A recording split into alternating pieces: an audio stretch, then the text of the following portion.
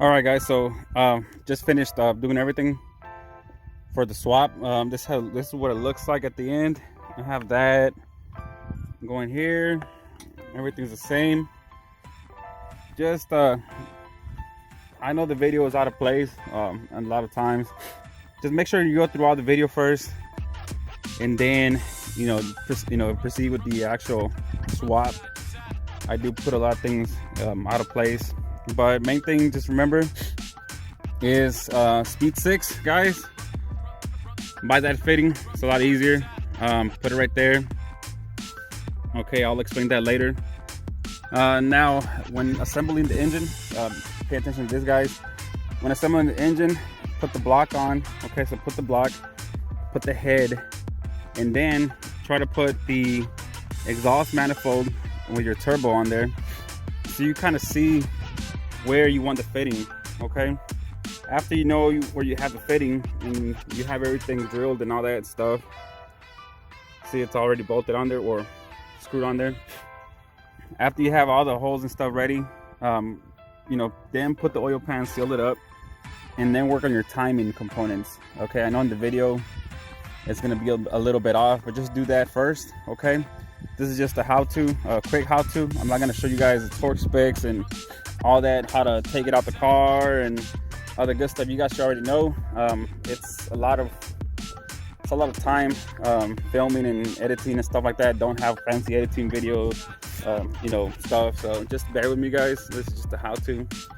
You have any questions, let me know. I'm gonna put most of the information in the description, like I said, but this is what it looks like. Okay, guys. So I'll go ahead and get started with the video of how to. Just let me know if you have any questions. Make sure you kind of go through the video first, guys, and then start doing your swap. Okay. Hey, what's going on, guys? This is David again. Just making another video, how-to video of how to swap the 2.5 into your speed 3 or 6. This is just going through the parts that you'll need to order before starting on the swap. Make it a lot better for you guys, a lot easier, and some ways to save some money. Okay, so first off, of course, if you're going stock boost, I think these are good to about 450, I think, horsepower, they said. So these are pretty much, you want to get Oem Head Bolts. You need 10 of these.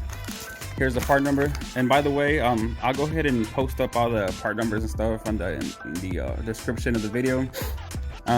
So if I've missed anything, just let me know, guys. But of course, you need 10 of these right here. Okay, you get them pretty cheap. If you decide to go with all 2.5 timing belt components, okay, which chain, VVT, all that, gear, you only need 2 of these friction washers. Okay, if you are gonna go with the 2.3 speed timing components, then you need 3 of them. Okay, so real quick, the one quick way to save money is go to Ford instead of Mazda. Okay, so let me example. These right here, I ordered 3 of these because we're going to be using the 2.3 timing components for this one, and they're pretty much the exact same thing from Mazda. Okay, this is an old one, exact same thing, way cheaper.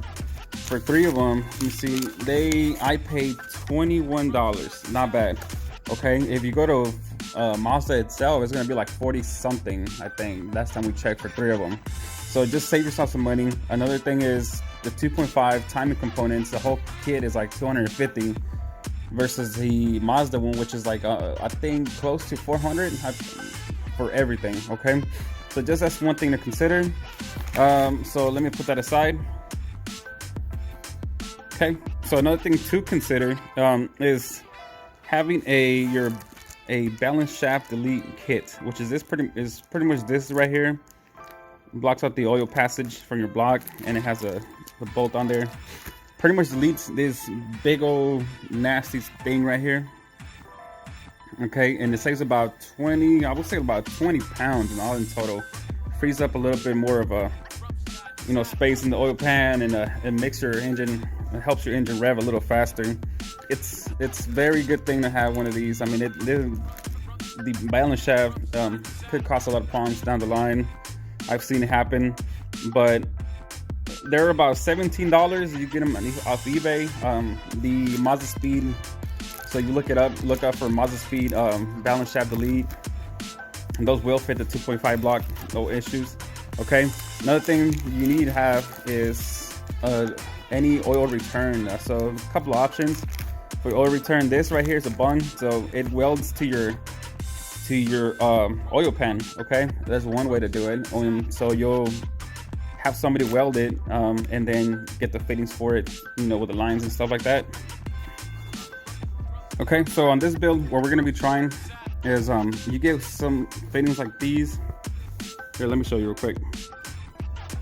Okay, so it looks like this. This one, all you do is you would just drill into your oil pan. This is a size 8, AN, whatever it translates to millimeters, I'm not sure. But I think it's the easiest way if you don't have somewhere to weld, you know, Bung to your oil pan. Sure. And another thing you are gonna need is, of course, the return line, the hose. This is a steel braided one. It all depends what size of this you go with. This is 8 AN. So you would order that. And this, by the way, I think it translates to 16 millimeter. Okay, so just in case you guys are asking, so 16 millimeter, it's a 90-degree bend. Okay, so you need this about, I would say, 1.5 feet. Okay, well, not really. You probably just cut some. Okay, so you could order it online, eBay, anything, that kind of stuff sounds good, and it works well. Another type of line you will need this for the feed. Okay, it's a lot smaller. It's a 1/4 inch steel braided, and this one you probably need about 4 feet. Okay, you could get them online real cheap. So yeah, they're really easy to get everywhere. So of course you need your RTV stuff, oil, of course, head gasket. You could go 2.5 Ford Fusion or Mazda, what is it, Mazda 6 2.5. It is a lot cheaper than going Mazdaspeed head gasket for some, of course, because Mazda likes to charge you more.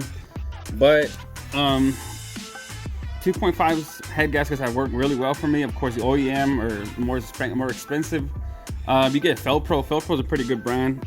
Those run about, I think, $30, which is not bad. You can go 2.3 Mazdaspeed head gasket, OEM, and those are good enough for some pretty high horsepower, mid-range horsepower. But those are pretty, well, not expensive. They're about, I think, like $70 or so. So it all depends where you want to go. They both head gaskets will work well. Let me see, and that's about it. As far as blocks, you need to get 2012 and up Ford Fusion. Okay, 2.5, which is this one right here. I think this is a 14. 2013 and up. I believe it's a Mazda 6 that have the 2.5. So try to get those. Any of those will work, of course. All right, guys. So this is the rods that we're going to be using for this build. It's a Molnar rod. They're rated for about 450 to 500. I would say 475 horsepower. Okay. These are optional, you guys. So in the video when I'm installing the rods, if you're going to be using stock rods, that's fine. Go ahead and just fast forward the video. Okay, but these are it. They cost about $430. That's the cheapest we find them online. There's plenty of vendors who sell these. Just look up the 2.5 rods for the 2.5 Ford motor or Mazda motor. Okay, I'll try to put a link in the description below so you see if I find one. Okay, and of course you need a Mazdaspeed 3 head. Okay, good one. Make sure your motor blows up. Make sure your valves are seating correctly after uninstalling it from the messed up block. Make sure your valves are seating up correctly. Take it to a machine shop to get it flattened out. That's what we did to this one. Okay, and also, meanwhile, you might as well get new valve stem seals for these. I don't have the part number on hand. I will get them and list them on the description below. And we use Felpro for these. I always use Felpro valve stem seals. Have good luck with them. And of course, you want to touch up your fuel rail. Your fuel system. Your injectors. Get new seals. You get Toyota ones, real cheap. Look them up in the web. They're like $4 each, I think. Or you can get the OEM ones. OEMs, will run you about 120 for the whole set. Or you get you know, the upgraded ones. You guys know what I'm talking about. But it's a good idea also to have your injectors cleaned if they were not running correctly. Of course, clean up your intake runners, your valves, of course. Take it all apart. But that's what we did to this head. We took it all apart. We cleaned them all out. We put it all together. New stems, new stem seals. We made sure that every valve was sitting correctly. No leaks on this one. All right, guys, and also for the oil supply, we are going to be running it off the oil filter housing. Okay, so this is a 1/4 inch NPT fitting. So I bought these two right here. This is the easiest things you can do. So you buy one of these. It has a male thread and then 2 out. Okay, and then you have one of these for bars. So what you want to do, you want to put this one. You want to thread it. This one you want to thread it in here where the sensor was. So of course you want to kind of undo the housing a little bit so it can pop out a little bit. Let me show you real quick. Okay, so just like this. Make sure you put some thread sealer on everything pretty much. This one is where the hose will come out through. I'm not sure if I want it here at this time or on this side. This side, of course, you have to slim it down probably. And the only bad thing about it is here you have the slave cylinder, the clutch slave cylinder, and it might hit. So we'll see about that one. I'm gonna leave it open. So probably put it like this and then put the sensor on this side, or vice versa. I don't know. I'll let you guys know later on the video. But here are the connectors one more time, so you get that information. You probably can't get these off like Amazon or eBay, of course. I did get these off Advanced Auto Parts. They have them in stock. So just ask me for this part number right here, and you should be good to go on the oil feed. All right, guys. So this is what I use here for the oil feed for your turbo. This is pretty much just actually a fitting from the fuel line off of a 98 Honda Civic. So you could get one of these. It's a fuel line. It's actually a hose. I just cut this end of it since it's pretty much free. I just took out the hose part of it right here. So cut one side and cut the other side, and then this thing just kind of snaps off. So you can use this line as a turbo feed for your turbo, like I said. It goes right in here kind of like this. You go either down, facing down, or up, however you want to clear it. Okay, but this is a perfect little fitting. That's about a 1/4 inch.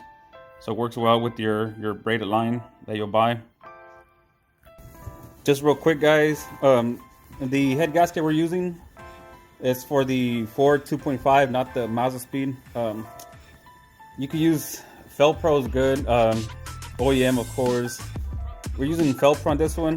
Hadn't had any issues on the other one. As for a 2.5, and the Felpros, if you go to like O'Reilly's and stuff, I think they're like $50, $30, $40 around there. Oh no, I'm sorry. It's like $29, $30 for that. And OEMs are like, for Mazdaspeeds are probably like twice as that. So either way, they'll both work. We use a 2.5 because they're cheaper and only a couple of layers, not like the 2.3s or like 3 layers or something like that. So that's what we're using now. As far as parts, guys, that's all I can think about right now. So yeah, so first step is, of course, blow up your 2.3 turbo, okay, motor, and okay, and here we are on his Speed 6. Okay, another thing is, you might have one of these laying around. You do need one of these oil return lines. Just a top, we'll show you what to do.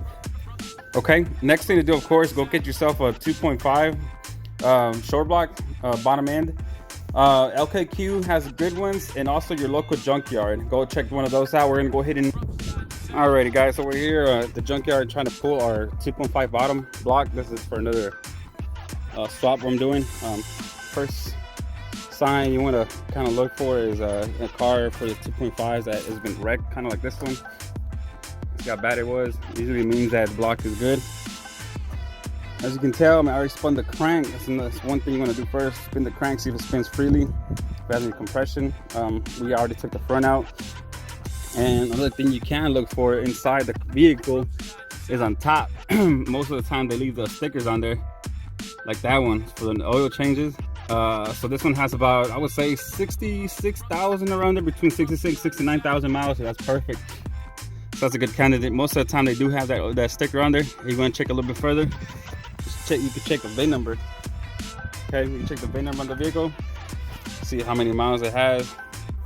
So first thing we're gonna do, we're gonna get started on taking all the block out, and then we're gonna go ahead and show you the inside of the cylinder to see what to look for. Okay. Alrighty guys, so this is what it looks like with no head. I finally took that shit out. So what you want to look for in the block is, you kind of see the cross hatches right here. Okay, so you have, if it has a bunch of those, that means you're fine. That means you're not going to burn oil and you keep compression. If it doesn't have it like that, if it's smooth, it's shiny, that means you're going to have to probably rehone it, or put new rings on it. So I will stay away from those. Like I said, this car said it had like 69,000 miles, which is probably like 67 right now probably, which looks good. So just try to get one with low miles, and try to find one with those cross hatches right here that you see. Kind of see on this side too. Kind of see it. Okay, so now we're gonna take it home and then we're gonna strip it apart and put that new oil pan on there. Kind of see the top. It looks okay, it looks clean. Alrighty guys, so we got the block home, put on the stand. We're ready to take the oil pan off, the stock one, and take out the rods. We're using these rods right here, Monar. They were about, how much, 430 around there. That's not a bad deal, 430, and they're rated up to 450 to 500 horses. So that's what we're gonna use today. I'm gonna go ahead and start cleaning the block off from the top. Get a razor blade, just scrape all that off from the old head gasket, so it'll make sure that everything seals up correctly. We're gonna go ahead and do that now. Alright guys, so I cleaned the top off a little bit. I still have to let that oil run out and then clean it again with some brake cleaner. On the bottom, I did remove the oil pan. Let me show you real quick. I found this nasty sludge down here. That's no problem. We're actually gonna do the balance shaft, the lead on this one, and then we're gonna clean this all off, and it should be all good. And just FYI, people out there saying that it's a forged crank on these blocks, that's a lie. This is cast right here. You can see right here the line. Okay, but it's still good. It's still good for about 450, 500 around there. And that's about it. We're gonna go ahead and clean this off. All right, guys. So on this one, like I said, we're gonna be using the Monar rods. So first step, of course, we try to clean up a little bit. We're gonna clean some more when we have it off. We're gonna take the rods out, the stock ones, or the piston end rods, to the top. So you want to flip your block this way, okay, and then use one of these. This is a size, what is this, size 12, E12, whatever that is. Okay, just take them off. So you want to have them like this, like facing up and down, just like this. So it'll be a lot easier for you guys. Okay, so I'm gonna take the bolts off, okay, for the rods right here. Take them both off. Do one by one, okay. That way you'll match up the piston with the cylinder wall you're taking it off from. All right, guys. So just in case you guys don't know how to take the rods off and the piston, like I said, it's easier to put them up like this. Loosen them up just a bit, not all the way, and just kind of tap it like that, and it'll separate. I don't know, you can see that now. Separates from the rod, and then just proceed to take them off completely. These right here. Okay, and that one comes off. You kind of see it. It wasn't too bad. At this point, you have this right here. Don't hit the crank journal right here, okay? So you're gonna scar it and it's not gonna work. You just kind of push it that way, okay? Once you clear the crank, push as far back as you can, Once you clear up the crank from right here, from the back here, then just try to push it all the way through an extension. You can use an extension, kind of going through there, and just tap it. You kind of hear it when it comes out. Let me show it from the back. See, it's already almost out. Okay, just continue to do so until that pops completely right off. All right, guys, so I got them out. Just in case anybody wants to compare rods and pistons and stuff like that. So these, here, let me put them this way. Here we are. So this is a disi one. This is a 2.3 turbo rod and piston. Okay. They're about the same size as this one. And I'm guessing this because this block is from what year was it? 2014. 2014 Mazda. Yeah, it came out actually from Mazda 6. It was a Mazda 6 2.5. This is a L5, I think, block they call it. So this is a difference that I've noticed. So these are about the same size. You kind of look at them. So these are the Monar ones that we're going to be using, upgraded ones. And now I did notice that the 2.5s that come out of the Ford Fusions, the 2012 that I used last time, those actually look beefier than these both, which is weird. They kind of look like this actually, but that's just my observation here. Kind of let y'all know. This is a Speed 3 piston. This is the one that we're going to be reusing. We're going to be cleaning this off real well. And we're not going to change the rings. The reason is because this still has great compression. It was a low mile block. And we're not going to be re-honing the block or anything like that. So we're not going to need new pistons. Just remember to put your piston back exact order that it came from. That's the exact same cylinder that it came from, or else you're going to have trouble. So just go ahead and remember that part. This is just for people that are wanting to know what's going on, or the difference in rods and pistons and stuff like that. But these look, I mean, they almost look the same. Kind of see it. Look identical almost. See. Alright, anyway, so we're gonna be putting this together. Just real quick, the way you do this is you need to take this little retaining ring off right here. Alright, so the way you take this off, like I said, take this little ring off in there. Okay, so you want to have something like this. Hold it and kind of push on like that. Make sure it doesn't go flying everywhere. Okay, so work on that. Comes out just like that. Then after it comes out, then of course just push that pin off from here. Push it out like so. Twist. You can leave it on there just like that, and just like that, your rod comes off. And then of course put the new rod on there, in there. Put the clip back on there. It's gonna be kind of hard. Okay. All right, guys. So when you get these, make sure you lube these up. This side right here, that's where that ring goes. I mean the pin goes, I call it. Put some oil in there, and then lube all your walls up that you're gonna be installing your piston on. So we're gonna do like so. And good thing this one fits with no modifications. I know on the other one, 2.3, you have to pretty much modify the rod to fit into stock pistons, just like that, so it could lube up. Okay, push it all the way through, and the ring here, the same thing. Just put it in there. This is kind of difficult, so we're gonna have to do it off camera. So you kind of want to start it on one end like that, and then push it in. So like I said, it's kind of hard. And just push it down with like a flat here or something. So we'll go ahead and do that now. All right, guys. So we got it all in. As you can see, this is where the bearing goes. I don't like to lube them up. Just put the bearing on top put engine lube assemblies on the bearing. So you take these bolts off, right? Loosen them up. Put the one side of the bearing on there, on top. Then put some engine lube on there, assembly on both sides of the bearings, and then you put it on the crank. Okay. All right, guys. So we're gonna start putting the piston and rod back in once it's back together.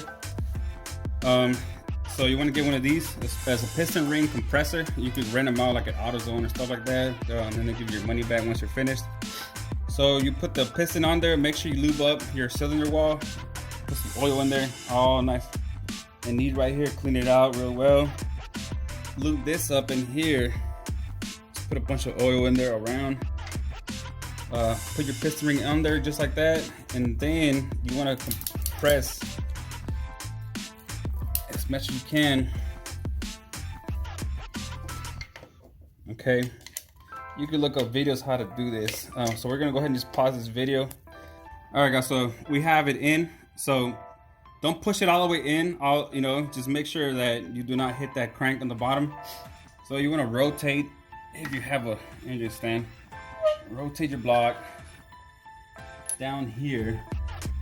So you'll see the actual rod up here on the bottom. Kind of see it. So make sure. What I like to do, I like to push it up as much as you can. Use something just to keep it straight onto the journal. Okay, make sure it doesn't go sideways in the journal and then you hit it on the bottom. So as you can see, I'm putting it straight up. Okay, and then I'm gonna bring it up. I'm gonna go ahead and pause the video now. Okay, so now it's time to put your cap on. Once it's on there, you can show right here. So it's already on there, as far as up as it can. Okay, don't smack the crap out of the bottom, and just put your bearing on there. Put some lube on that bearing, and put the cap on there. One more thing, don't forget to lube your bolts up before you install them. You use this. I knew I use the same thing. I know. So kind of just put a little bit in the threads, just like so. And like I said, you just tighten them all up to spec. And real quick, guys, once you assemble your bearings on there and put them on there, and then you torque it to spec, make sure you're stretching your bolts correctly. And another thing is make sure you're checking your clearances correctly. Okay, there's plenty of videos on that, but this is just a how-to real quick on the 2.5. And alrighty, guys, so we're gonna move on to the actual mating of the head and the block. Just a quick note right here. This right here is the turbo mount or bracket, whatever you want to call it. On the 2.5s, you're not gonna have that back bolt right here. On the 2.3s, there's one right here, so this one could bolt onto it. We use just this side, this one right here. Let me show you. Use just this hole right here, and this should mount exactly on like the 2.3s. So it'll be like that, in other words. Okay, so right now we're just gonna put the head back on. There's no timing components on there, not yet.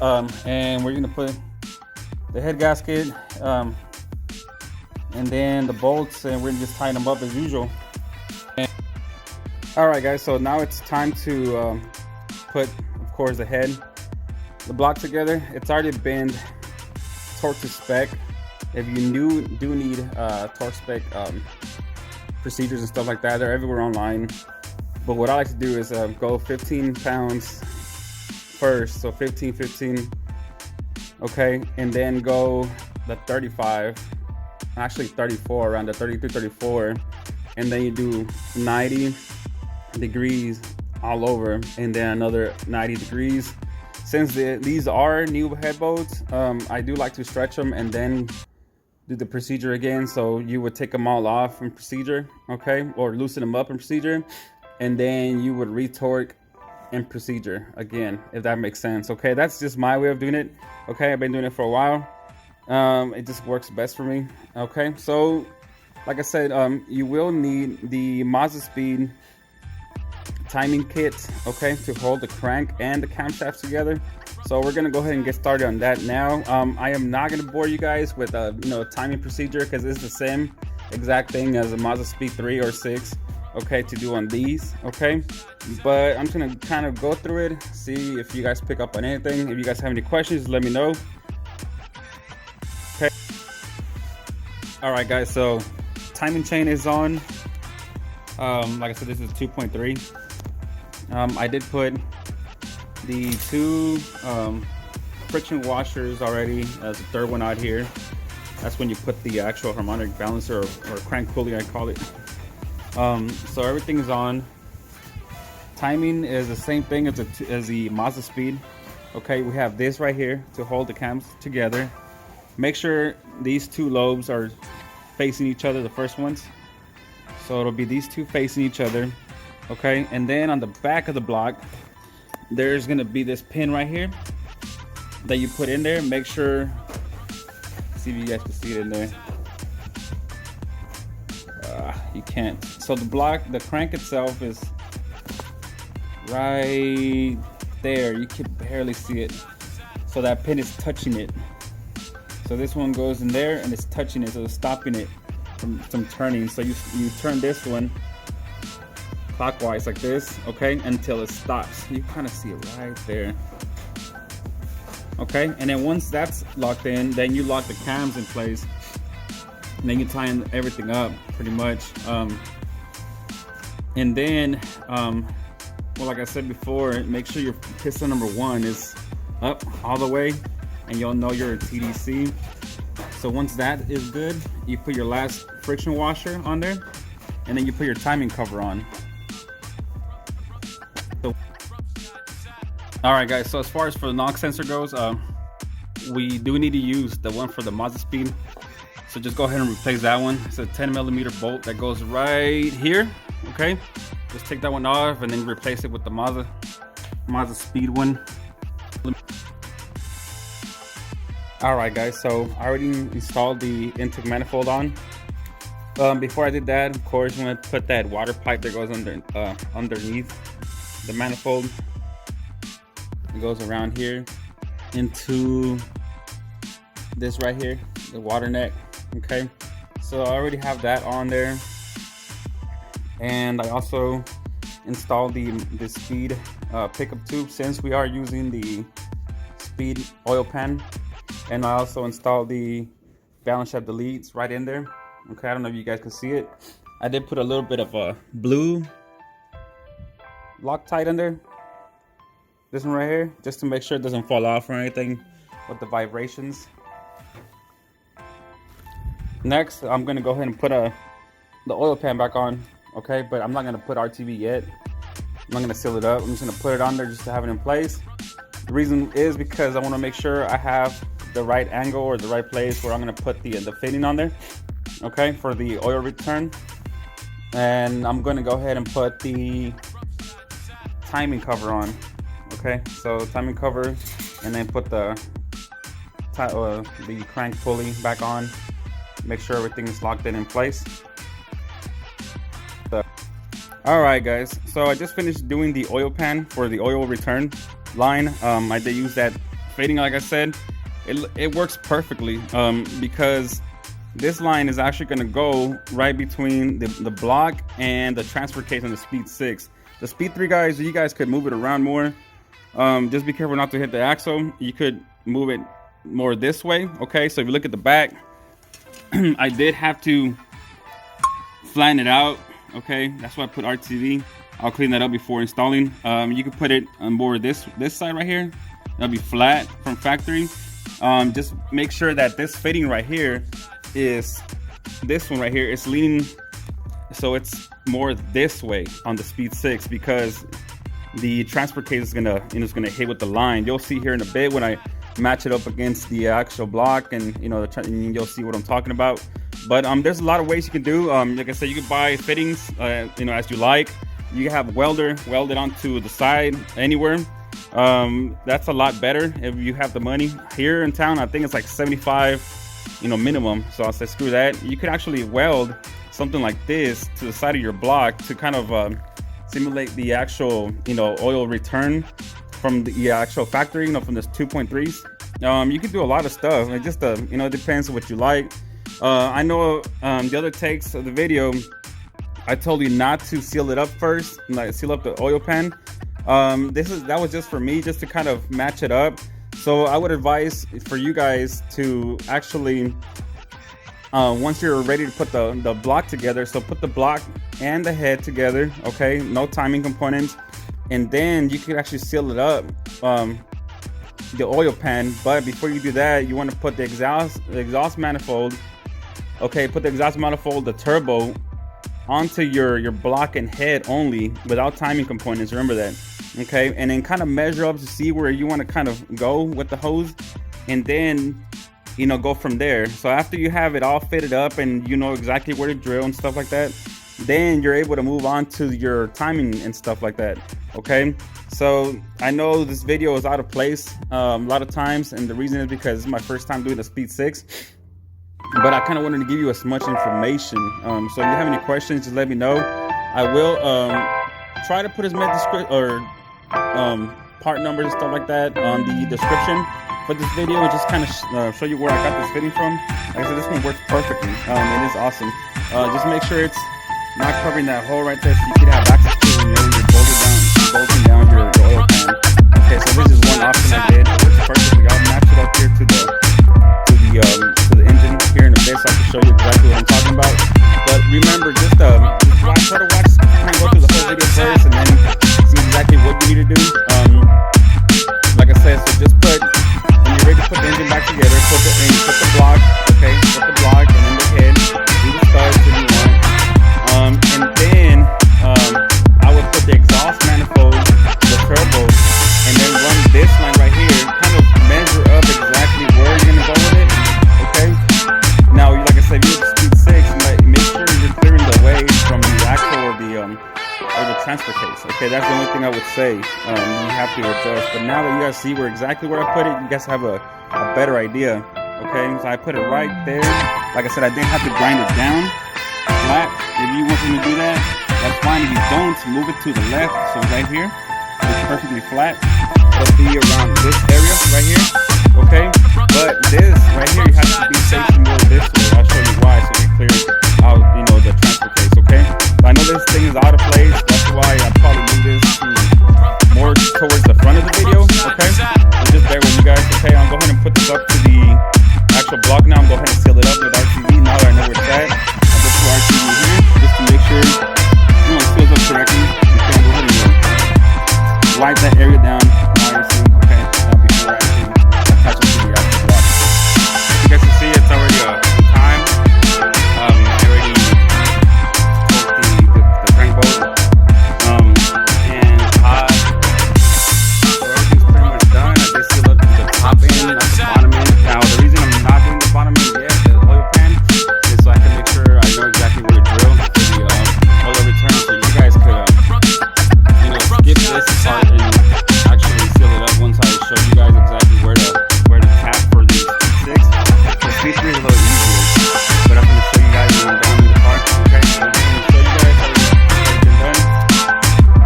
Okay, I did torque this one down to 75 and then did another 90 degrees. Okay, so that's good. I just put the turbo back on. I gotta put all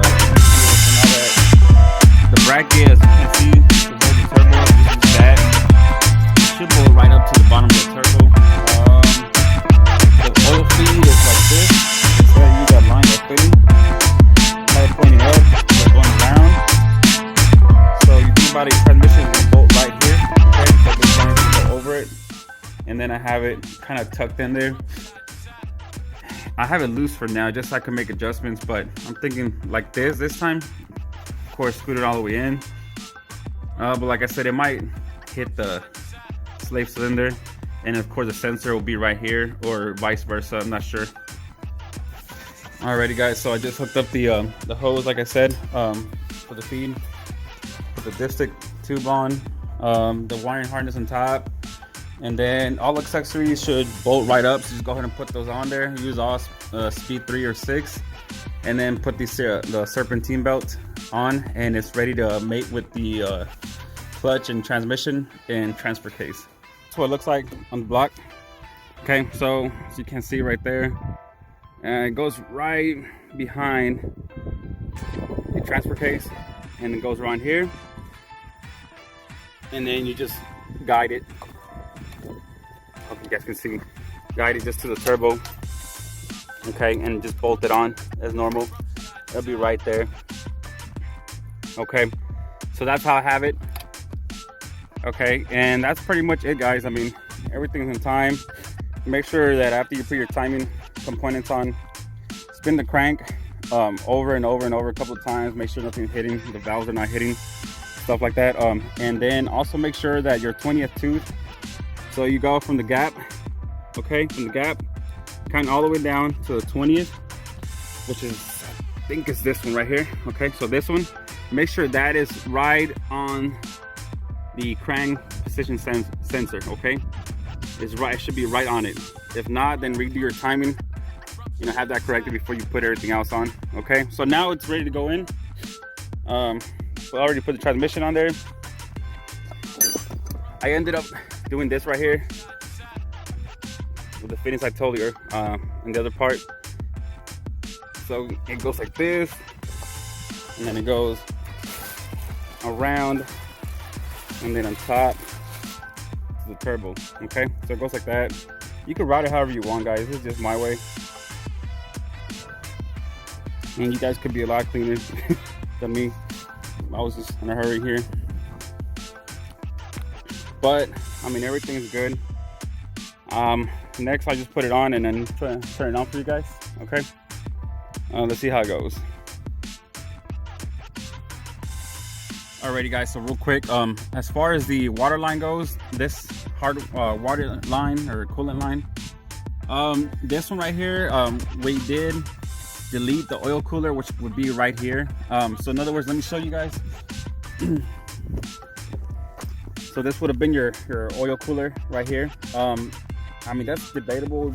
Probably change it back to this one, you know, in the future. But so pretty much you would connect the line that goes from here to here, okay, together, and kind of bypass this whole thing. Let me show you guys. Okay, so it looked like this. So instead of this one going into your oil cooler, which would be right here, and then coming out into this one right here, I just connected this one to this one and just kind of ran it straight. Okay, so you can imagine kind of like this. And on the back, on the Speed 6, of course, you know, it goes back, and then you have your line that goes right here on top of your transfer case. So that's how I did mine. Like I said, this is a new setup, so we might just go back to actually having the oil cooler. I think that's an important thing. So I'll talk to the owner about this one. He did want the spin-on one. I need to research some more of the oil cooler delete on these cars. So you guys let me know anything if you guys have any information. Okay, so just give me a little quick thing on that one. Seeing this line goes from here and it goes to your throttle body. Okay, if you guys are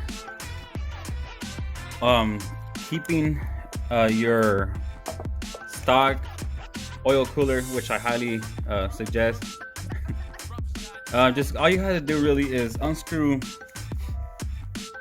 these 4 bolts right here. They're 10mm bolts, and just put this one on there. That way you're able to retain or stay with your stock coolant lines, and you won't have to bypass anything. The only thing is, I mean, it'll be the same thing.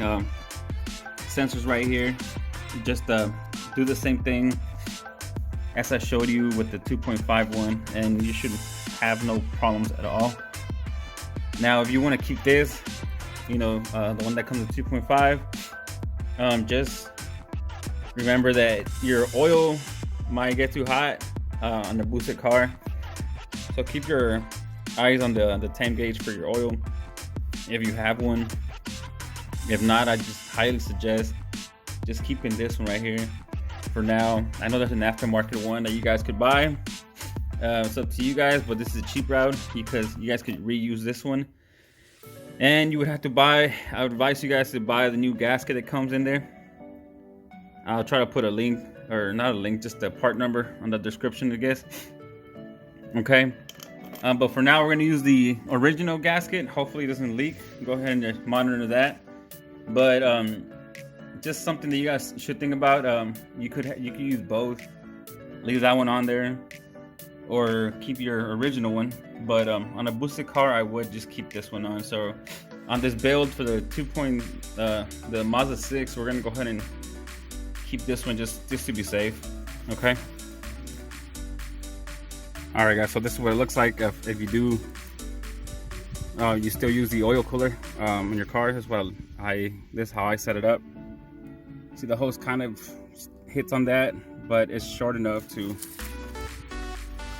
you know, just work just perfectly.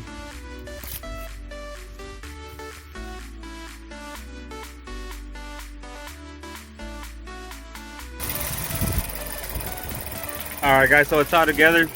Turn it on. Make sure you prime the engine first before you actually turn it on all the way. That way the oil will run through all the engine.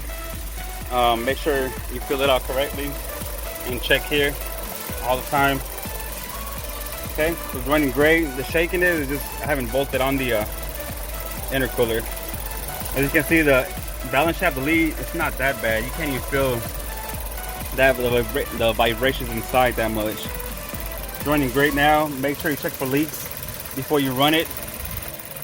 Turn it on, check for leaks all around, all the hoses.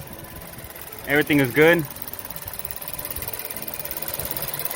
You kind of see it there. Everything's good. There's no leaks. Top off your coolant. We just did that. Bleed the coolant system. Put everything back and it should be ready to go, guys.